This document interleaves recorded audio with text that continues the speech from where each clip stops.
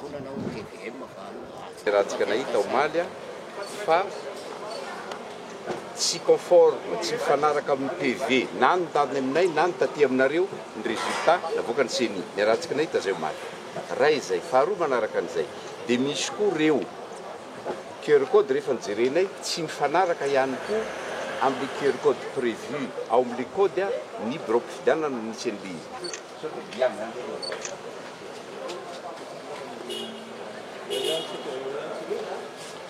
rehefa tonga tety amin'ny CENI koa amin'ireo PV zay nentinay tao amin'ny CENI ihany koa dia hita hoe ohatra le QR code bureau de vote any Soavinandriana Itasy lay PV nefa any amin'ny bureau de vote Antsohihy dia zay no entiny CENI hamoaka ny résultat provisoire androany.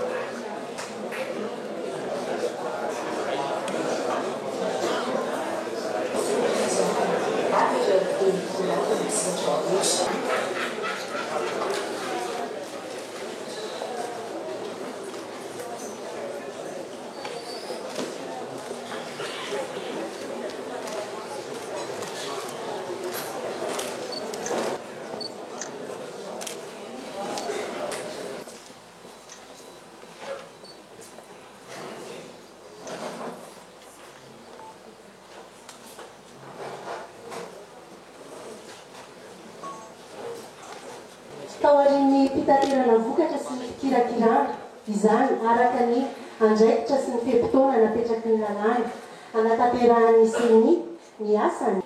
Tamin'ny 6 septembre telo amby roapolo arivo amerana ny lisitra raiky ny candidat fidinana voalohany fifidianana ho an'ny filohan'ny repoblika telo amby roapolo arivo. Amin'ny lalàna laharana fa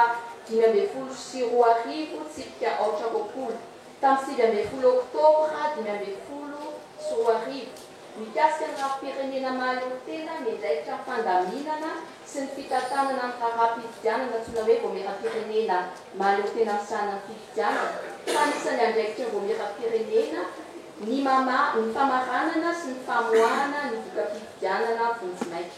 Famafisany andininy faharaiky amin'ny 70 amin'ny lalàna Fezoro laharana fahavalo amby folo arivo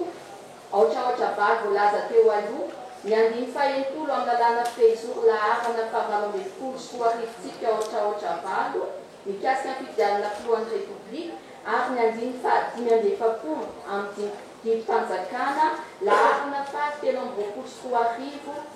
tsika 5 valonjato tamin'ny 2 jolay telo amby roapolo arivo nasipan'ny dibo-tanjakana laharana faha-telo amby roapolo arivo tsika 66 arivo tamin'ny telo amby folo oktobra telo amby roapolo arivo mametra ny fomba fikarakarana fifidianana ny filoham-pirenena izany.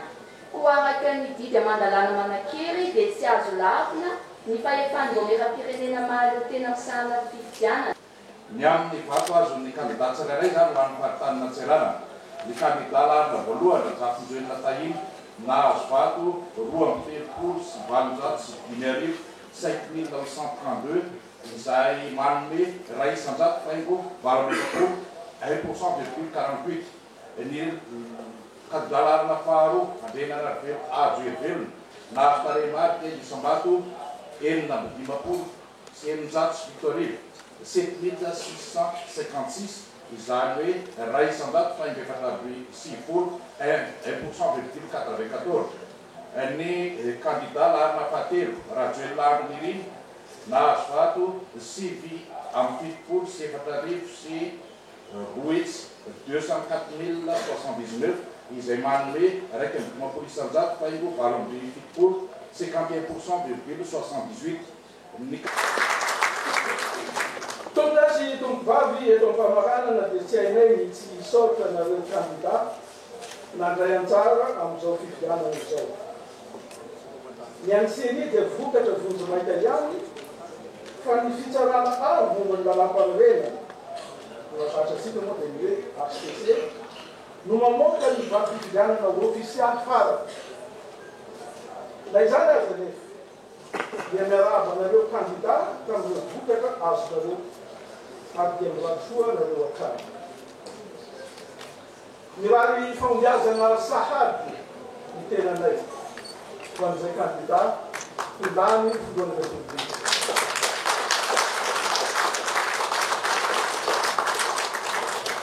Kanagatsika hiandry ampitoniana ny vokatra ofisialy avoaka ny fitsarana avy momba andalam-panorenana ka mba ho modely aty Afrika isika tahaka izay efa nasehotsika ny fianakaviabe iraisam-pirenena tamin'ny zotra-pifilianana fiarovana.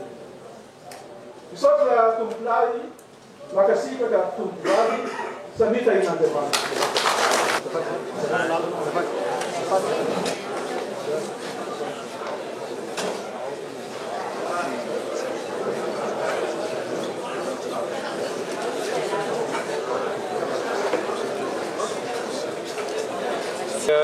Azo lazaina hoe niotra ny tany fandraisana anjara raha ny salanisana avoakan'ny CENI teo raha apitahaina ny isan'ny mpifidy tamin'ny fiodinana faharoa tamin'ny fividianana filoham-pirenena tamin'ny taona 2024 dia niakatra ny tany mpifidy zany hoe tsy nitafa ny isan'ny mpifidy tamin'ity 2024 raha mahakasika ny tenako manokana dia raha 1 950 000 voix ny olona mpifidy anahy tamin'ny taona fiodinana voalohany tamin'ny 2024 ankehitriny dia nahafinaritra anahy satria nitombo ny olona mifidy anahy satria efa nahatratra any amin'ny 2 850 000 any zany hoe niotra 1 million zany ny olona mifidy nankatoa sy indrindraindrindra manamafy ny fatokisana sy ny fanohizana ny asa zay natao zany hoe tao misaotra mboka malagasy ray manontolo izay nifidy naleo ny hevina satria araka nylazaiko hoe nahazo famatorana ara-politika ny vahoaka malagasy tsy manaiky tsony ho rebirebena na avilany amin'ny lalana tsy tokony ho izy tsy nanaiky tsony hoentina nankorotana fa zay ny teneniko hoe ny demokrasia dia amin'ny alalan'ny fifidianana ao anatin'ny safidiny amin'ny alalan'ny fifidianana fa tsy eny an-dalambe na amin'ny alalan'ny fanakorontanana ratsy noho ny voizina sy ny tiana napetraka teto amin'ny firenena dia ny zavatra hita tao anatin'ny fitoniana sy filaminana tsy nisy naratra tsy nisy korotana tao anatin'ny fanatotsaina ny fividianana iny ary zay nisorako ny vahoaka malagasy ray manontolo na ireo zay nifidy na ireo zay tsy nifidy naneo hevitra naneo ny safidiny amin'izay hitatana indray ny firenena ao anatin'ny 5 taona manaraka tao anatin'iny fampielezan-kevitra iny dia efa hita fa maniry ny fitohizan'ny asa zay efa natao ny vahoaka malagasy ary mbola betsaka ny izaka tokony ataontsika mba andresena tanteraka ny fahantrana eto Madagasikara. Ny zavatra tiako lazaina dia fantatry ny vahoaka malagasy ary indrindra ny zavatra afaka lazaiko dia nisy ny fanamariana an'izay fatokisana zay indrindra tao anatin'le hoe fampitokisana tamin'ny asa natao zay navadiko ny vahoaka malagasy tany amin'ny fividianana anahy satria dia nitombo reo olona mifidy ary mbola hiasa mampiatrantsika anakaiky ny vahoaka malagasy sy ampandroso ny Madagasikara.